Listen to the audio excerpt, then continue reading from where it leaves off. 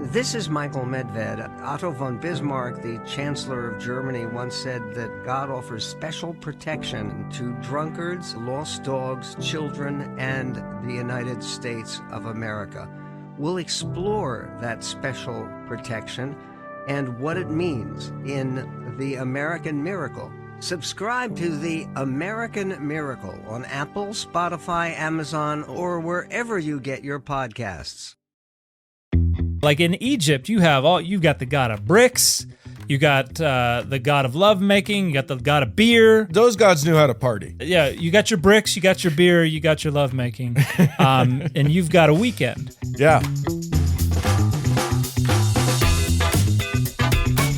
Hey everybody, I'm Dan McClellan. And I'm Dan Beecher. And you are listening to the Data Over Dogma podcast, where we increase public access to the academic study of the Bible and religion, and we combat the spread of misinformation about the same. We got a hot one today, don't we? Ooh, we're like coming off the heels of some current events. We're getting topical. We are, right. we try. We're maybe a couple weeks late, but it's okay. Like an effective cream, today we're topical. We're going to be talking about recent legislation that was signed into law by the governor of Louisiana. Yeah. HB 71, House Bill 71, which requires that all public school classrooms have prominently posted a specific version of the Ten Commandments. Yeah. And we're going to talk a little bit about what specific version they're using and why, and then get into some of these commandments, how they're written up, why it's a little confusing, and then talk a little more about some of these commandments, and then move on to some Name of God stuff. Just an average Thursday. Yeah, exactly. It's going to be Monday, whatever. I don't know when you're listening to this. Yeah, you listen whenever you listen. It's Thursday for us, but time is a flat circle, so none of it makes any sense. All right, well let's dive in to this. Louisiana has, as you say, has chosen to try to force all of the schools to have the Ten Commandments on a poster in every classroom.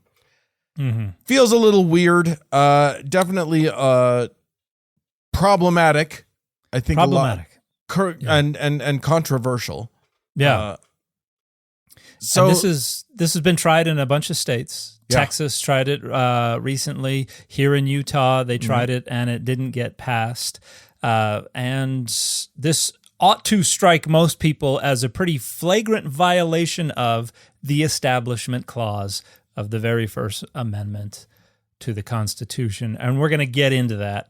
But shall we just kind of, I want to read one of the paragraphs that introduces the Ten Commandments, and then we can read through. Does that sound okay? I love it. Okay. So paragraph, line 11 on page 3 of the final form of this bill that was signed into law.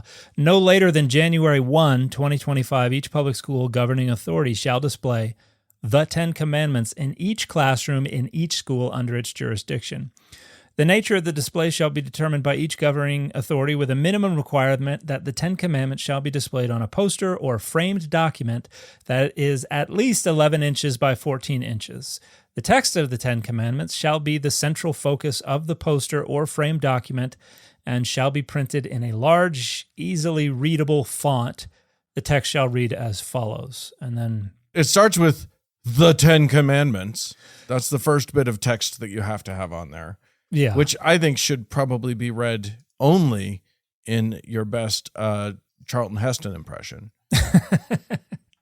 When I think Charlton Heston, I think of Wayne's World. Oh, because I never watched the movie The Ten Commandments. Really?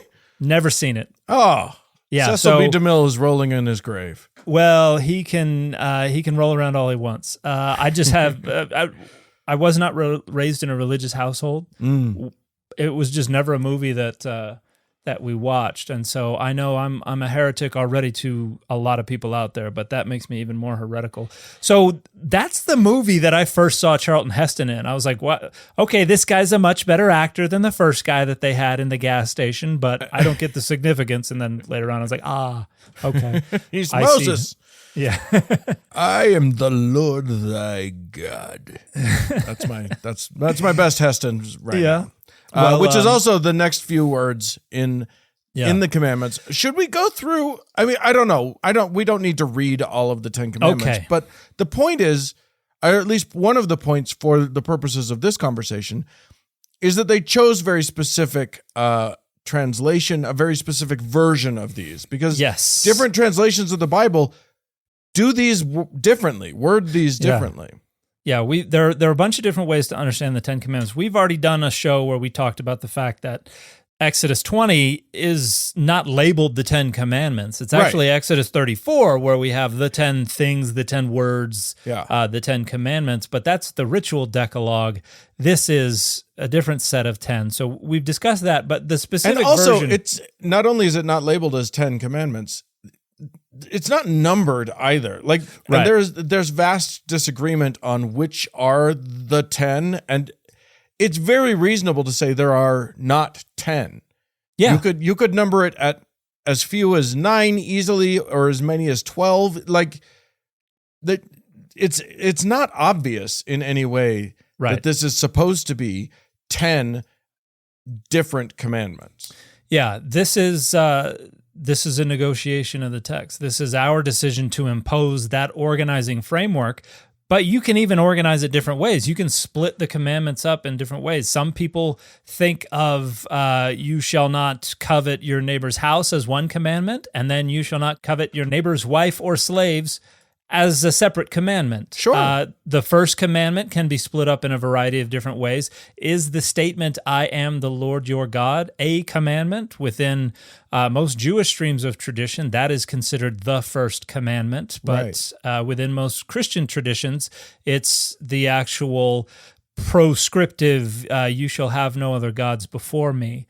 And is the commandment to not make any graven images, is that part of the same commandment? Is that a separate? So there are a lot of different ways to do this, and this legislation is prescribing a very specific way to do it to some degree, because it doesn't number them like you were saying before we started recording. You could even divide up the laws, the commandments as they're represented in the bill to 12. Yeah, like absolutely. It looks like 12 lines to me when I read it. Because they do have line breaks, and a couple of them extend beyond the line breaks, and it's very obvious when that has happened.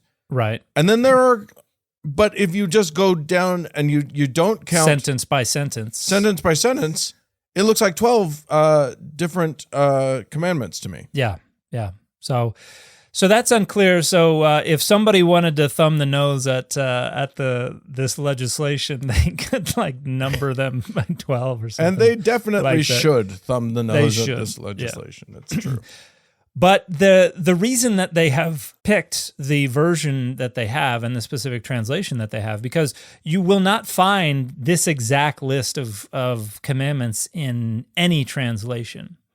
This comes from a document that was created in the 1950s by the Fraternal Order of Eagles. And this is not Don Henley fans. This is a charitable order. The Eagles, man.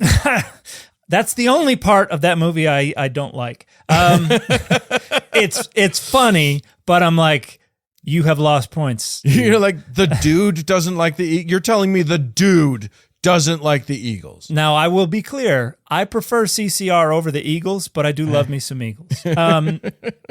Now, this is a charitable organization that does a lot of good work. But back in the 50s, they were involved, like a lot of people, in red baiting, in the Red Scare. We had a lot of communism is destroying the world. We need to develop kind of an identity that distinguishes us from the Ruskies. Yeah. And so one of the main thing that kind of took over U.S. identity was this idea that they are godless communists and we are godful. I don't know. God-fearing. God-fearing, yes. We are the Theosebis. We are we follow the commandments of God. And so there was this push to consider the Ten Commandments an identity marker. Right. Now, it had never been an identity marker prior to that time period. There is an argument that sits at the foundation of our nation's heritage and its laws, all entirely false. Right. There is absolutely no case to make that the Ten Commandments sit at the foundation of any our laws or our nation in general. Sure, the Bible does. Sure, even the King James Version of the Bible does. Sure, the Ten Commandments are something that appear in like old spelling books from the 19th century. Right. Sure. That does not a foundation make. Well, and this bill actually references a couple of textbooks and in language that's meant to also go on these posters. Yeah. It says, the Ten Commandments was in this book and the Ten Commandments was in that book, and it makes it sound like every child in school for the entire history of the United States has had to read these words and blah blah blah. And that's just silly. Yeah, it's nonsense. But in the 50s, Cecil B. DeMille and the Fraternal Order of Eagles hooked up and decided that they were going to produce these big kind of monumental displays of the Ten Commandments, right, and distribute them throughout the country to put like next to your Capitol building or your courthouses and stuff like that. And so you had a bunch of these go up, right? And for DeMille, it was just like, it was publicity for his movie. Well, and he was also very much, he would have been a McCarthy stan. Right. He was also very anti-communist, so I'm sure this was personal for him as well. But yeah, it was mainly going to be publicity for his movie. Yeah. And so they go up all over the place, and then I think it's 2003, somebody sues because one of these. I think it might have been the one in Texas. I don't remember where, but sues saying this violates the Establishment Clause. Right. Because this is establishing a religion. And there was a big flurry of activity, and most of them were just kind of like, off in a park. Nobody cared about it. They don't even make an association between this thing and a government building. Right.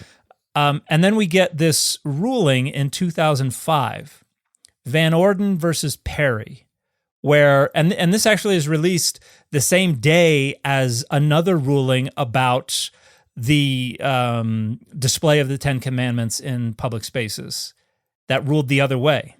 So we got two rulings, each of them 5-4, going in opposite directions. And it was... I think it was Breyer who was the one who was the deciding vote. But they said the display in Texas is good. This can stay. This does not violate the Establishment Clause. But a bunch of other displays, I think in Kentucky or somewhere around there, they violate the Establishment Clause. And part of it was because like it was a part of a bunch of displays, and they were asserting this, the Ten Commandments are the foundation of our legal system and of our nation, just kind of reflecting that 1950s era, that ethos. Right. And they get rejected. And so, and that was McCreary County versus ACLU. And so we've got a version of the Ten Commandments that passes constitutional muster, and we've got other versions of the Ten Commandments that don't. The version of the Ten Commandments that Louisiana put up is identical to the version in Texas that passed, which is from the 1950s era. And I think that there were, I don't remember this well, but I think that there were other issues at play as to why they allowed the Texas one to stand, including like, they claimed that it was there. It had been there for so long and no one had complained about it for so long that it now had sort of a traditional standing. and that sort of thing. So it wasn't just the wording that was important, but you're right that that the lawmakers in Louisiana grabbed onto the wording as being like, well, if it's okay there, then it must be fine here. Yeah, because the goal here is to get something up to the Supreme Court. Like the reason they're doing this is so they can get it to the Supreme Court, and they have precedence because it's already passed once. But the interesting thing is in the McCreary case, one of the things that they cited in rejecting the other displays was what's called the Lemon test, which goes back to 1971, Lemon versus Kurtzman, where this is another Establishment Clause case, but they established a 3-pronged test to determine if something violates the Establishment Clause. The purpose prong, it says the statute must have a secular legislative purpose. The effect prong, the principal or primary effect of the statute must neither advance nor inhibit religion. And the entanglement prong, the statute must not result in an excessive government entanglement with religion. And so that's been what's kind of governed Establishment Clause cases evidently ever since in the Supreme Court. Right. Until Skun-dun-dun. 2 years ago. Yeah. When we had Kennedy versus Bremerton School District. This is the football coach who prays after the games in the middle of the field, and got his contract was not renewed by the school, and he sued. And this went up to our justices, and as with so many things recently, it's a 6-3 ruling. We know what that means. Yeah. And in this ruling, they basically said, we don't care about the Lemon test. Our test is tradition. If it's a part of our nation's tradition, then fair game. And I'm simplifying quite a bit, but more or less the main test that the main piece of scrutiny that it has to pass now is just whether or not it is an established part of American tradition. I mean, but these justices go against that all the time too. I mean, these justices, the only test that they care about is what are my personal feelings about this. Yeah, I mean, you get people like Alito and Thomas, and it's just they don't care. They say that they're originalists, but they don't really care at all what the founding fathers had to say. No. They say that they are, that they're like literally. This is a very strange assortment of judges that's currently on our bench. A majority of our Supreme Court justices right now are Catholic. Yeah. Like a lot of them, which is weird because this is also a very Protestant version of the Ten Commandments that has been approved, and what I hear from lawyers, to my knowledge, neither of us are lawyers. I haven't checked recently, but yes, last time I checked, I wasn't a lawyer. Yeah, my insurance won't pay for the test right now, but to my knowledge, I'm not a lawyer. But people who are lawyers, who know a lot more about the law, and particularly constitutional law, than I, have said that in light of the basically abolition of the Lemon test, when this makes it to the Supreme Court, unless something drastic changes, it's going to be 6-3 in favor of this. So, which means that Utah, Texas, 30 other states tomorrow are going to suddenly have the same legislation. This show is sponsored by BetterHelp. I make my living on social media, which means I have a very weird way of making my living. But it also means that I'm on social media every day. And on social media, you see a lot of people living their best lives, or at least representing themselves as living their best lives. And we can fall into the trap of comparing our lives to other people's lives. As the famous saying goes, comparison is the thief of joy. I know an awful lot of people who don't feel well mentally when they spend an awful lot of time on social media, but therapy can help. I have been going to therapy for a while now. I have found it incredibly helpful for a lot of different aspects of my life. Therapy can help you focus on what you want instead of on what others have, so you can start living your best life. Yeah, I also have been to therapy. I've spent plenty of time doing it. I have found it very useful. But I will say this, not every therapist is suited for every person. And sometimes you got to try a couple before you find the person that's right for you, which out in the real world is very tricky, but BetterHelp makes super easy. It's entirely online. It's designed to be convenient, flexible, and suited to your schedule. You just fill out a brief questionnaire to get matched with a licensed therapist, and you can switch therapists at any time for no additional charge. Yeah, so stop comparing and start focusing with BetterHelp. Visit BetterHelp.com/dogma today to get 10% off your first month. That's BetterHelp, HELP.com/dogma. Well, summer's in full swing. It's the hot days of summer, and I'll tell you what, I want to be outside. I want to be having a good time. And what I don't want to be doing is stuck in my kitchen, spending a lot of time cooking.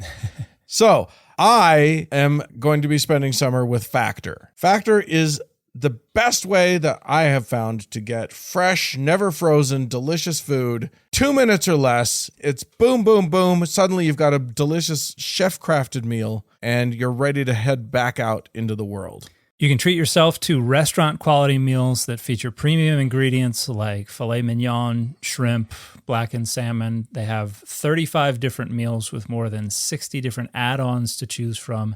Every week, you will always have new flavors to explore. Yeah, these are dietitian-approved meals with ingredients that you can trust. So you can hit all of your wellness goals using this. It is quick, it is easy, it is delicious. So head to factormeals.com/dogma50 and use code DOGMA50 to get 50% off your first box plus 20% off your next month. That's code DOGMA50 at factormeals.com/dogma50 to get 50% off your first box plus 20% off your next month while your subscription is active.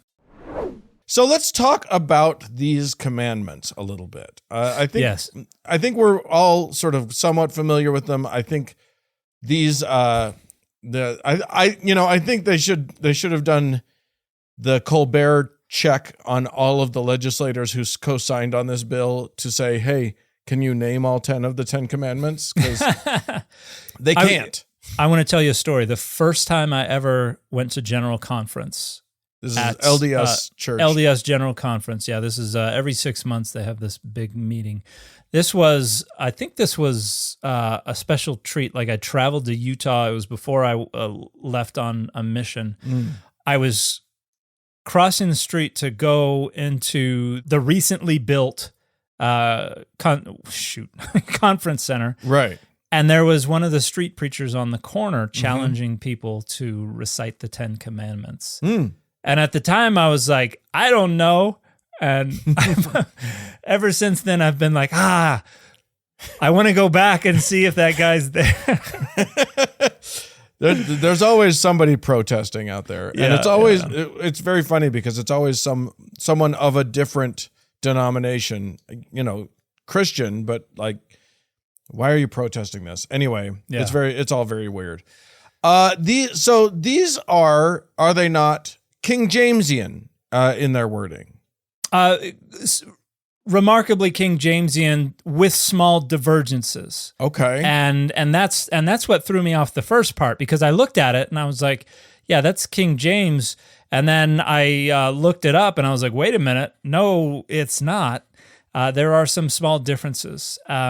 But it is based on King James. So it's a revised King James. Interesting. And I don't really understand the reason for the revisions. So for instance, one of them is, thou shalt not make to thyself any graven images. Yeah. But when we look in the King James, what we have is, thou shalt not make unto thee any graven image. Oh. So we've gone from... Kids don't know what the word "thee" means? Well, but they know, to thyself. Right, exactly. Maybe they were like, we could say to thine own self. But then they've also changed it from the singular to the plural. Graven image has now been pluralized in here. And in the Hebrew, it is not plural, it is singular. It's just one word, pesel.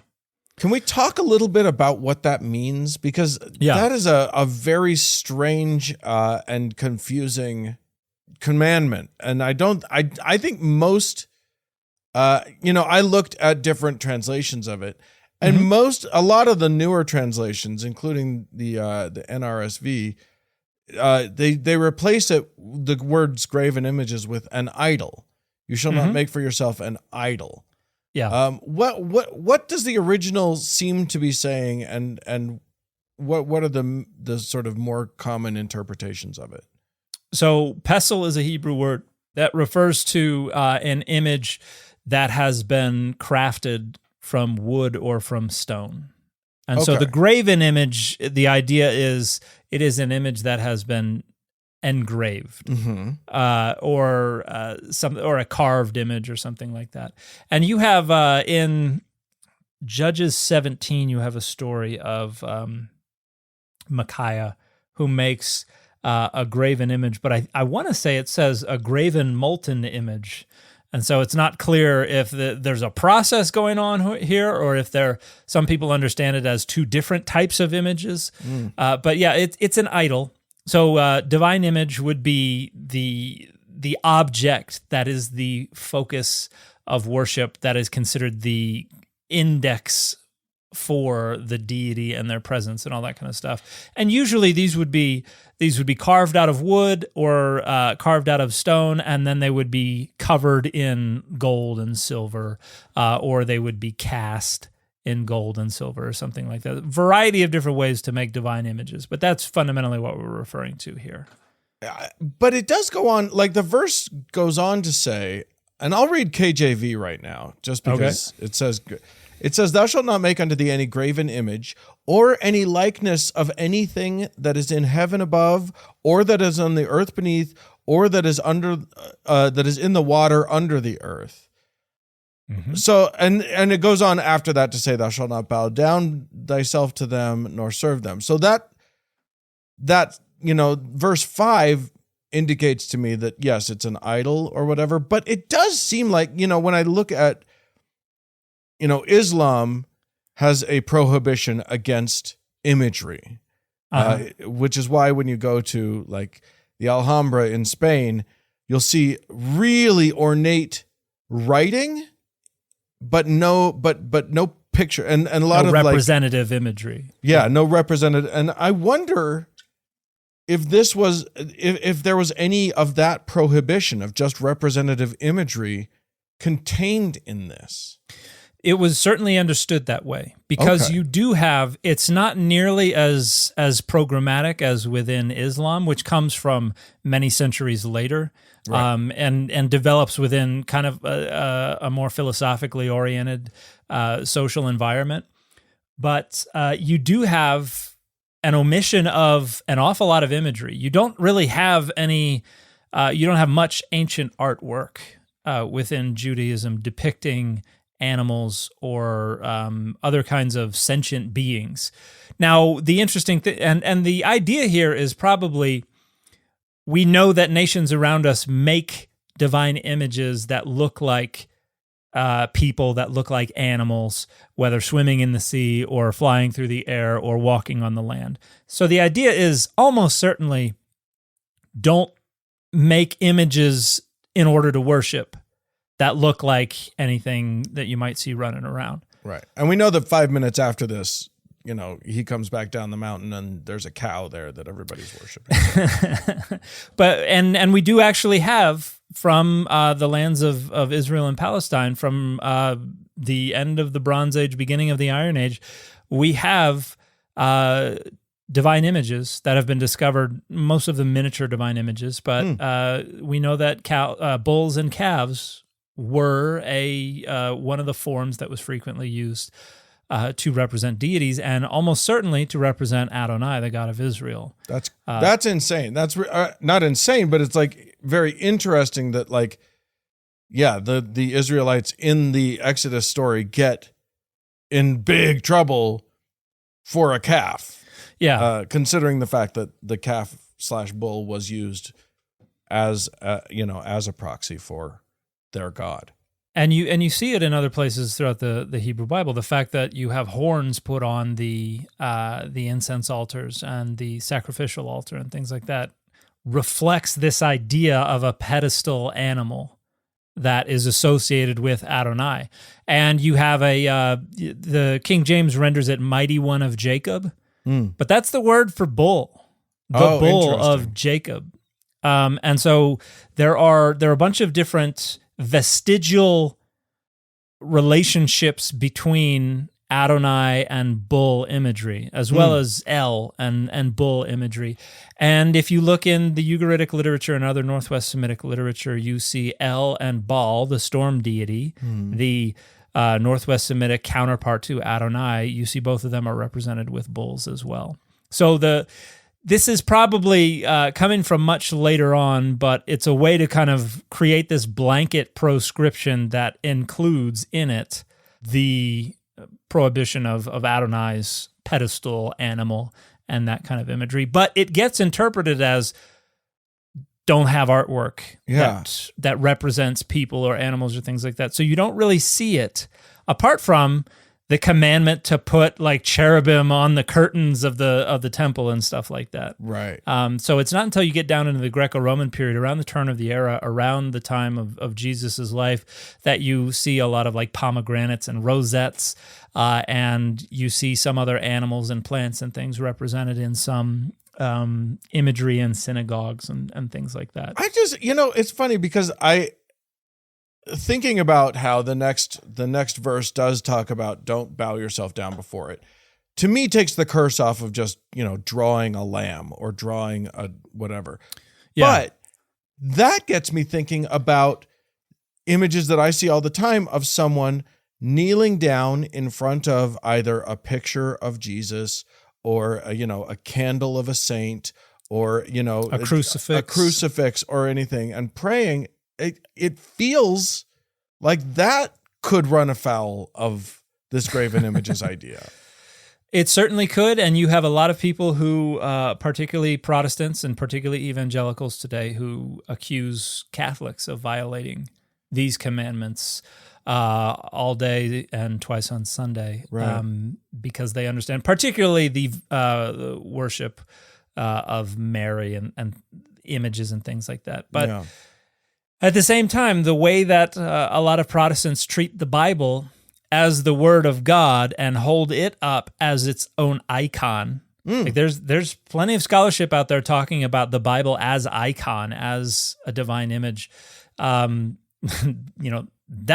could run afoul of this as well. I mean, not for nothing, but you put a poster up in a classroom and, say that it has deep importance.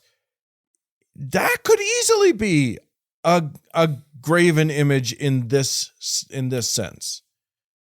And particularly because it's functioning as an icon. Yeah. Like it's not functioning as a text. Like it's functioning as an icon, because even if you can't read it, you know what it is. This is going into kindergarten classrooms. It's not like the kids are going to be going, adultery is probably a bad idea for me. Yeah. Like once it's up there, you're going to have high school kids. They, in however many years until our legislatures grow up and get over these petty and naive identity politics. However long they're in classrooms, you're going to have high school kids who know exactly what's going to be there. They've read it 1 billion times, but they're not going to take it down. It's going to remain up there because it is a symbol, and it is a symbol of authority. And that's precisely what divine images are. Yeah, they're to remind you who's in charge, and they're to function as an index for that authority and for the presence of that authority. So in a lot of ways, it's functioning like a divine image. I do love the idea of these things breaking their own commandments. I think that's brilliant. So I want to just see some kind of fundamentalist who's just part of such a niche like little tiny corner of American evangelicalism who tears it down and stomps on it like that doofus did for the Church of Satan or the Satanic Temple display in the one place because it's functioning that way. I also wanted to talk a little bit. Sorry, you were going to do something. No, go ahead. I wanted to jump onto the thou shalt not take the name of the Lord thy God in vain. We will. That's going to eventually transition us to the second half of the show. But I wanted to talk about what it means, what that means, because I know growing up in my life, I had the idea that to take the name of the Lord thy God in vain, if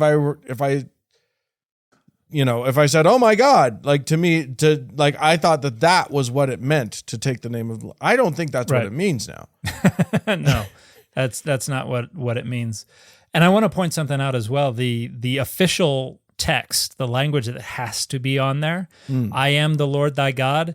I am is in all caps. Right. Oh yeah, I hadn't caught that. So they're trying to say the great I am. Right.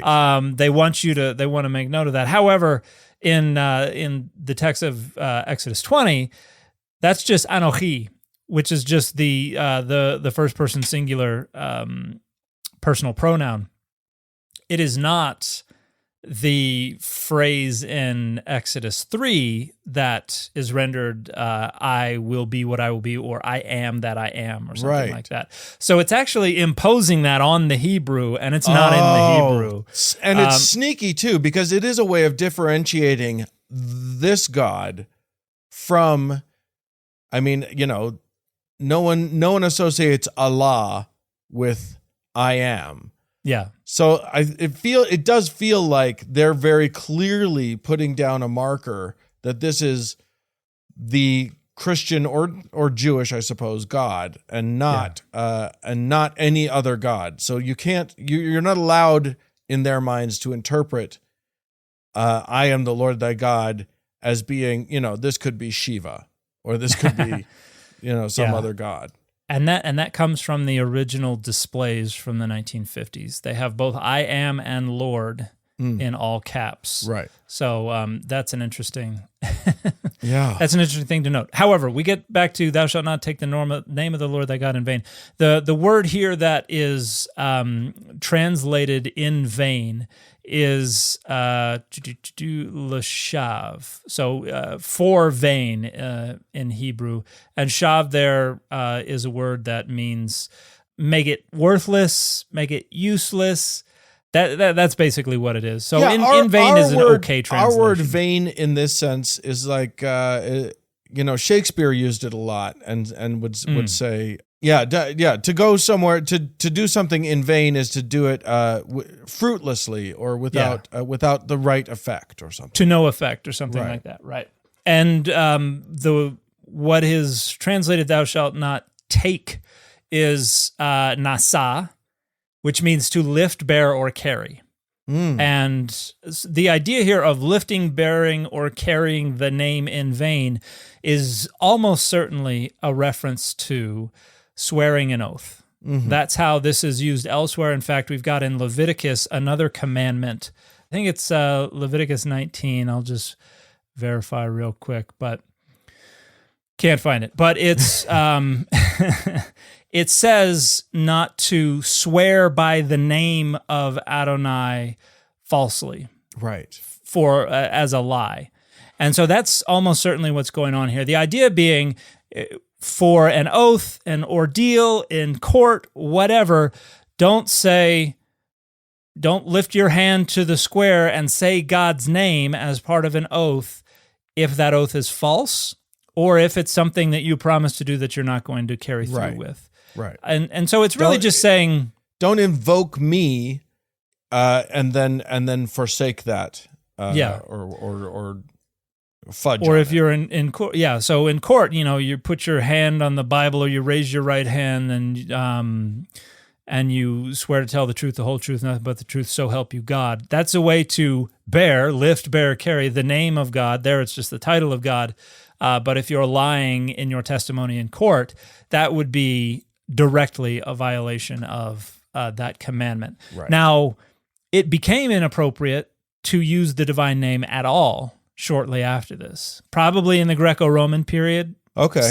First century BCE. Which is why don't say it on the podcast. Yes, that's because there are still people that hold to the idea. Oh, absolutely, that we don't say yeah, that. and a lot of friends of mine, and several of them have said if I would not mind making that accommodation, and that's not a costly accommodation for me. I'm used to hearing it in academic conferences and stuff like that. I'm fine with that. So around that time period, it became considered inappropriate. And my opinion on this, based on work that I've published, is that the divine name was considered a way to invoke God's presence and authority. Kind of like how in Russian, they don't say the actual Russian word for bear, right, because they're afraid the bear's going to show up or something like that. The idea being, you only invoke it, there's only one person who can say it in the Holy of Holies, because when you say it, God is invoked. And so to be outside the temple and to say it is to bring God into a profane context, and that would be considered inappropriate. And so I think it was probably that sensitivity, that taboo developed because the name was thought to invoke deity, which is probably why this tradition developed of not destroying texts that had the divine name on it. Yeah. You had to use the geniza. Sometimes you buried the text. There were specific processes you went through to discard texts that had the divine name. And there were even debates that arose within Judaism when the internet became a thing, of typing the divine name on a screen that, would just go away. So it's something that was taken very seriously within Judaism. But once that happened, you can't bear the divine name anywhere. Right. And so what does this commandment mean? and I think that's probably when it got renegotiated to refer to other things. I think one of the things that one of the renegotiations was this idea that you bear the divine name when you represent the deity in public, in private, and in your dealings with your fellow man. So would you say that, for instance, if you wanted to display a series of scripture, that would be an instance of maybe bearing the divine name, and if you were to do so under false pretenses, like let's say you claim that they are just historical and falsely so, then would that be perhaps bearing the name of the Lord in vain? I'm just just spitballing here. Yeah, examples in mind, just thinking about it. That could certainly be, according to that renegotiation of the text, that could certainly be an example of bearing the divine name in vain. Yeah. If you're just using it to try to structure power, absolutely, that could be understood according to that renegotiation. And then it would be further renegotiated to be, any kind of use in an expletive of the word God or something like that. And which is, I think, how most people from our generation and generations around us were probably raised with this idea that you weren't supposed to use the word God or Lord or anything like that in expletives. Right. Even though there are ways that "oh God" can be used devoutly, but really your inflection is the only thing. Like if you're in a prayer and you say "oh God" just a little bit wrong, it might come across as and it's definitely not okay if you do it just after stubbing your toe. Yeah. But then if you pray for healing, then it's okay. Yeah, the lines could get blurry. And who knows? Maybe Genesis 38, Onan, maybe he let out an "oh God," and that was really why God was like zap. Well, There you go. We're gonna have to. Have we done that story? We haven't. I don't know that we've ever done that story. Did we not do Onan? Maybe we did. I don't know. Okay. I don't remember. The second we record these things, I forget everything that we talked about. So. Yeah.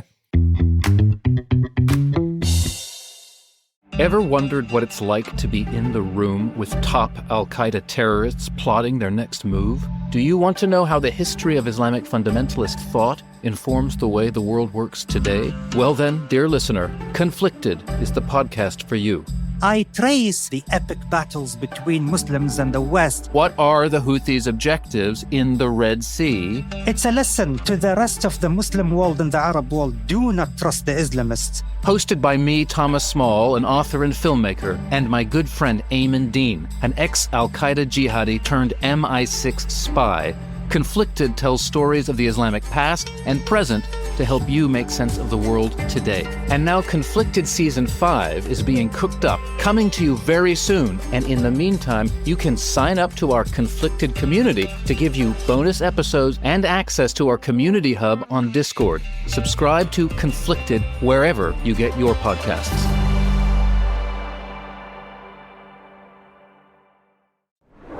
So, okay.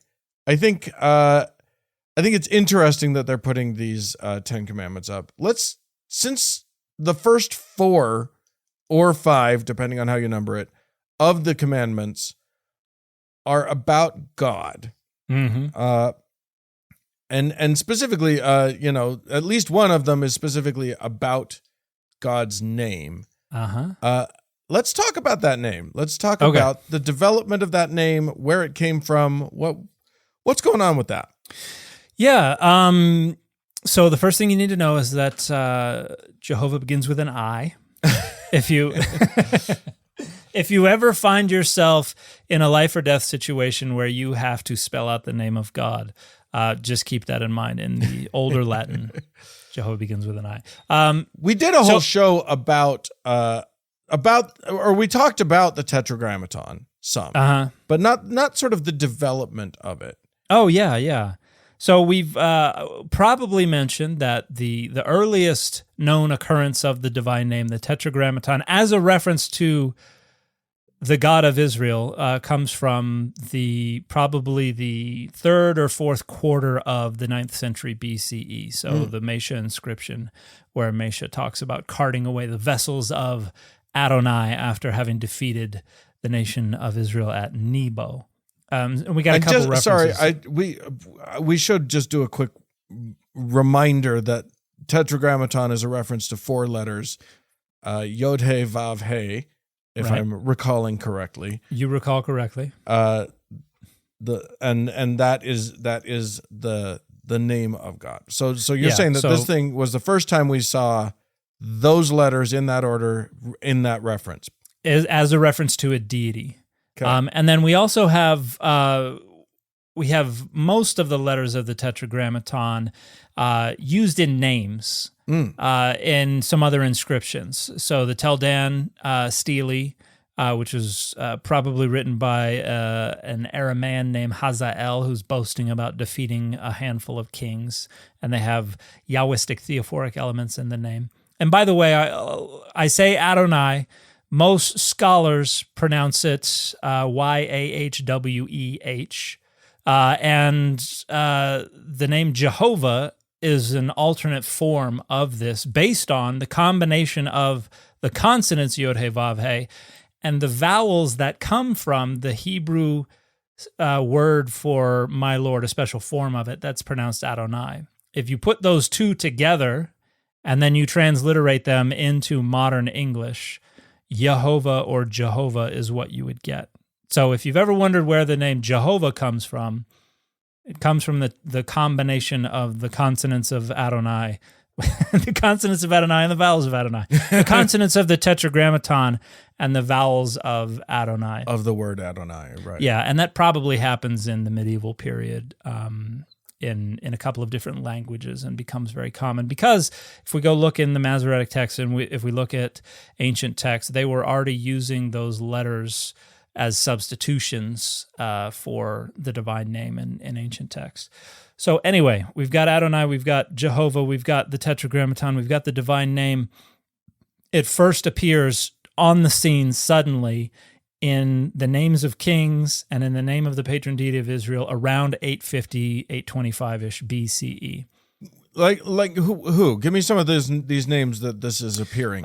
Jehoram, Jehu, Okay. names like that. So the black obelisk of Shalmaneser III talks about Jehu, a king in Israel, and is actually the earliest artistic depiction of an actual known Israelite. It shows him bowing down to the ground in front of Shalmaneser III. Oh wow! So, Okay. and I actually ran across this. I was in the British Museum last October, and I was just kind of looking around, and then whoa, it's right there in front of me. I was like, oh my gosh, Shalmaneser. So that was a fun experience. But then we don't have anything before that, and we have an inscription. We have the Egyptian pharaoh Merneptah, who talks about a people known as Israel around 1208 BCE. So like over 300 years earlier than that, Israel is a people, but there's no indication that Adonai is their deity. But we can go back even further, deeper into the 1200s and even into the early 1300s BCE, and we have a couple of inscriptions in Egyptian on the sides of pillars that use three of those letters, Yod, He, Vav, and then like an Egyptian version of a glottal stop or an aleph or something like that, as a reference to either a people or a land that is associated with a group known as the Shasu. And this is an Egyptian term that probably refers to nomadic Asiatic peoples from West Asia, so down into Arabia, up further north, around the lands of Israel and Palestine and elsewhere. And they've got a bunch of lands listed, the Shasu of this land, the Shasu of that land, the Shasu of that land, and then they've got the Shasu of Yod He Vav, glottal stop, land. And so a lot of scholars think this, most scholars think this has some kind of relationship to the divine name. And so the question is, what's the exact relationship? And I think many scholars would say if there is a relationship, then whoever occupied this land or whoever bore this name probably named their deity after the land or the people, and at some point made their way into the northern hill country of Israel, bringing their deity with them, and introduced that deity into this Northwest Semitic group that was probably already devoted mainly to El, but also to other deities. And now we have the introduction of this deity known as Adonai, according to the way I pronounce it. Right. And they were probably inserted into the pantheon on the second tier. They initially were one of the offspring of the high god, who was either El or Elyon or maybe Elohim. And they seem to have adopted a storm deity profile. It's very similar to Baal, who's already operating in the area, which is probably the reason that throughout the Hebrew Bible we keep having conflicts. Adonai and Baal keep butting heads, like with the challenge between the contest between Elijah and the prophets of Baal. Would this have operated similarly to, when I hear about, ancient Greeks and how there were all of these gods, but, there would be a certain group, there would be some people who would just devote themselves, there would be a cult of this god or that god.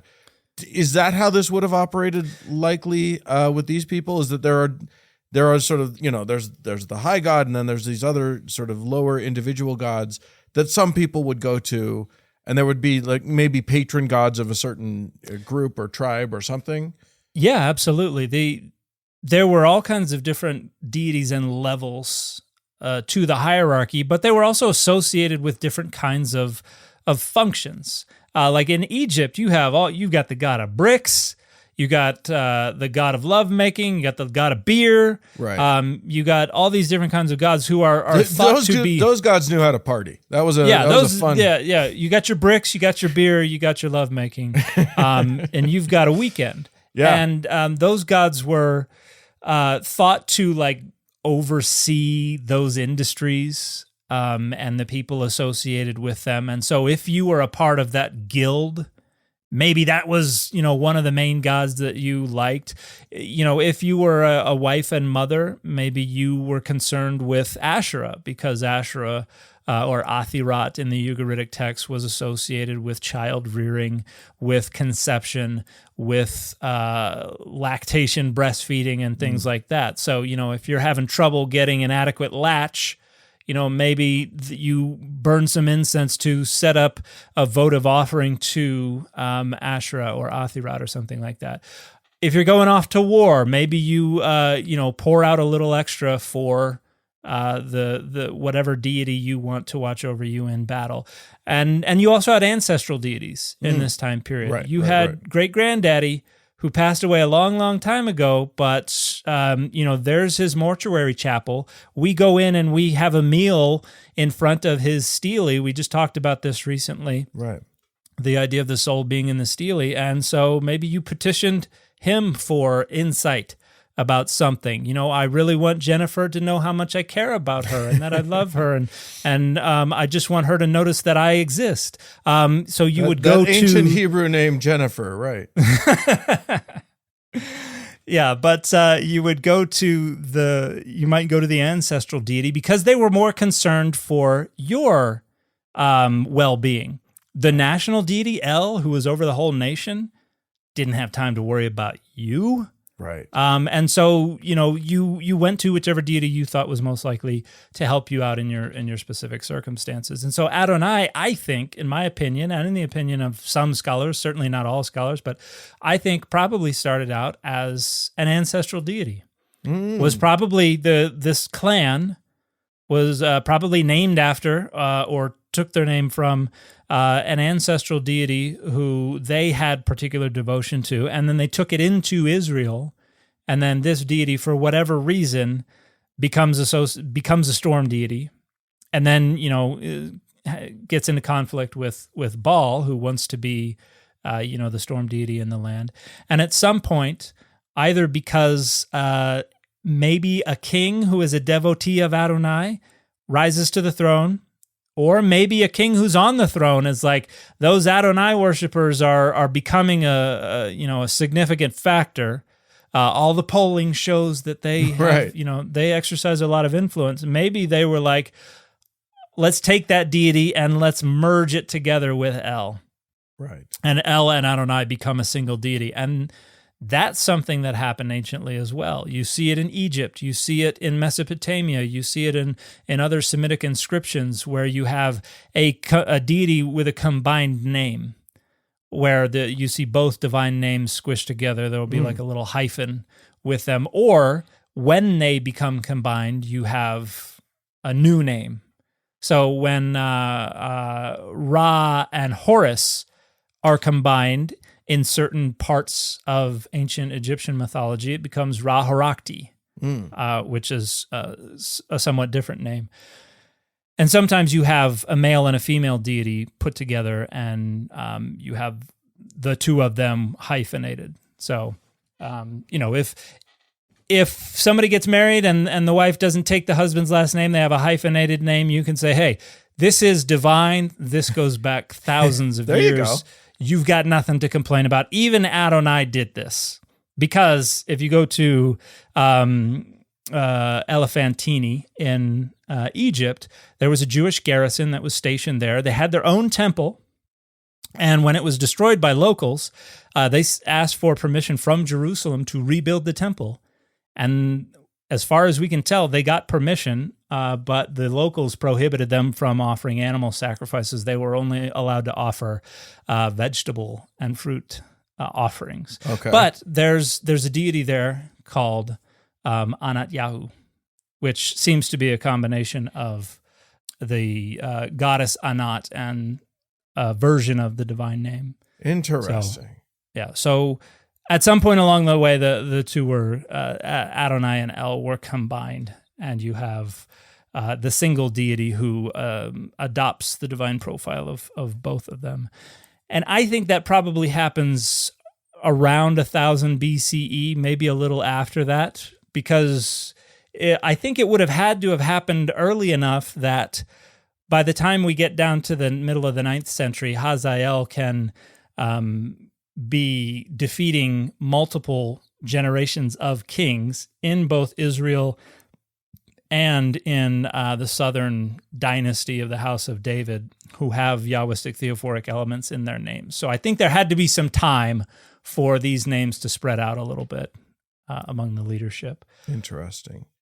So, well, there we have it. Like this name that is mentioned in these 10 commandments, it's not a direct and easy thing to track down. This is not obvious and clean cut. Nor are the commandments about it. But what does seem obvious to me is that several of these commandments that now all the children of Louisiana are going to be so familiar with, they weren't intended for children of Louisiana. It seems clear to me that they were actually intended for this ancient tribe. Like it was specific to them, even in that time frame. Wouldn't they have known that this is for them and not for other tribes, other people? Well, you would think, particularly because the last commandment says not to covet don't covet your neighbor's wife, which means this is probably not aimed at women. Yeah, right. Much less children. This is intended for men, but it also says right after that, nor his manservant, nor his maidservant. Or to translate that into something we would understand today, don't covet your neighbor's slaves. Right. Or enslaved people. So this is coming in a time period where they presuppose that slavery is normative. Yeah. And I didn't think they were actually going to put that on there, but they did. So now we're also teaching the children of Louisiana that your neighbor's got slaves. Right. But don't covet them. It doesn't matter. Even if they have good ones, don't covet the slaves. Yeah, and that's another problem. We've gone over that problem before. Yeah. But it's such a deeply problematic piece of legislation, and a lot of people are very keen on brushing off the problematic parts and just sort of saying, well, what's wrong with everybody? It's a good idea not to kill. Everybody can get behind the "thou shalt not kill" idea, and it's like, yeah, agreed. But I think most kids in school already got that one down. Hopefully, yeah. I mean, for all the people who insist that it's the parents' responsibility to educate the children about this stuff, they're the same people who are suddenly wanting everybody else's kids to be educated about not only this, but also the "I am the Lord thy God" part. That's imposing religion on other folks. But what baffles me is the same people who want this stuff up here are trying to get back into power a man who explicitly, proudly, repeatedly, consistently violates literally the majority of these commandments. Commits adultery. He might have done it a few times, yeah. Covets neighbors' wives. Yeah. Steals. Bears false witness. Yeah. About everything. Constantly. Like the dude lies about literally everything. Yeah. Doesn't honor the mother and father, doesn't keep the Sabbath day holy, does not refrain from taking the name of God in vain. And I would suggest that he also puts an awful lot of things ahead of God and worships other things. Yeah. I think a strong case could be made in that direction. Absolutely. We have no evidence that he has engaged in the ratzach, violated the "thou shalt not kill" command. So I'm happy to give him that one. Okay, but that's one.